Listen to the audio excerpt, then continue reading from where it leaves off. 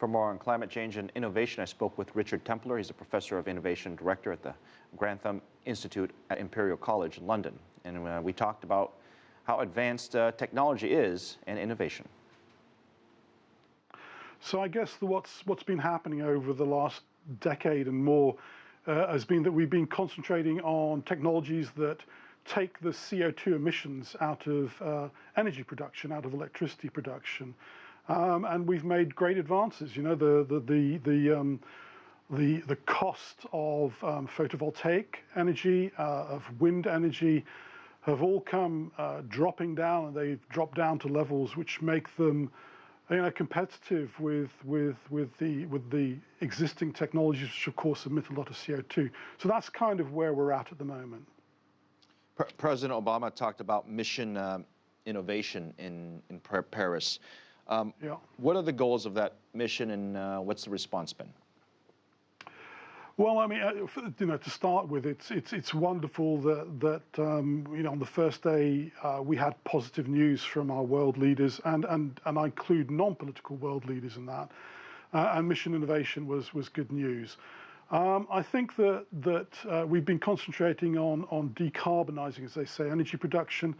But actually, to make that work, we also need to be more efficient in the way that we use energy. We've been pretty wasteful and sloppy about what we do with cheap energy, and we can't afford to do that anymore.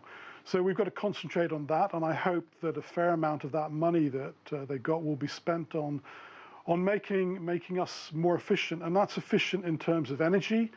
But energy gets used in lots of places, so it'll be efficiency in the use of water, agricultural efficiency, the efficiency of systems that we have in cities, industrial systems, and indeed the materials, the raw materials that we need.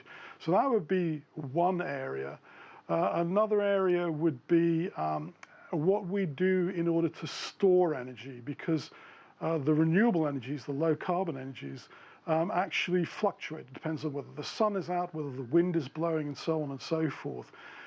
So to really make best use of that kind of energy, you need to be able to store some of it. And our storage technologies need a significant amount of work on them, as anybody who has a mobile phone that keeps on losing battery power will recognize. And the last thing, the thing that I think is kind of not talked about very much, but is very necessary, very important for us to start working on, is how to remove greenhouse gases, and principally carbon dioxide, from the atmosphere. Because the best science says that we're going to need to remove some of that CO2 in order to not let the world warm up to dangerous levels. So those are the three things: energy storage, efficiency, and removing CO2 from the atmosphere. So there's been some frustration in the community that, for whatever reason, the adoption rate seems to fluctuate for various reasons, and we're not adopting the technology that we already have on a bigger scale. What's going on? This sector, if you like, the clean technology sector, or the green economy, is already worth $5 trillion. That's about almost 7% of global GDP. And since 2008, it's been growing at an average of 11.3%. And that compares to about just over 3% for the average growth of world economies. So if you and I had been really smart investors, we'd have been investing in this stuff, despite the fact that it appears to have been quite difficult to implement. So for some reason, it has been going on. It's been going on beneath the radar. What needs to happen now is that growth needs to accelerate.